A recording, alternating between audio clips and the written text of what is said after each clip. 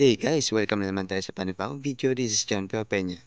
So ngayon guys, may receivers na naman kami dito sa munisipyo kung saan foundation anniversary ng Montessori School dito sa aming bayan.